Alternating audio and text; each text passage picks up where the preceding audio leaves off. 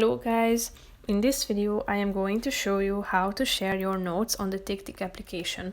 But first I just want to mention, don't forget to subscribe to my channel, because at 10,000 subscribers I am going to show you my whole YouTube revenue statistics and growth strategy, how to make money online. So let's jump into it.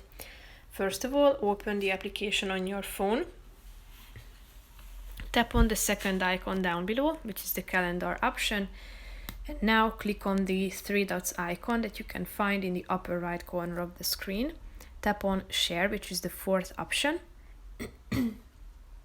And here you should select whether you would like to share both title and content, or only content. If you tap on image, you can also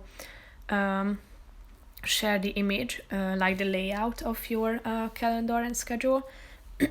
After that, tap on this share button in the upper right corner of the screen, and then you have a vast variety of options. You can send your notes, such as AirDrop, Messages, Messenger, Facebook, Slack, Gmail, Notes, Snapchat, and other social networking sites.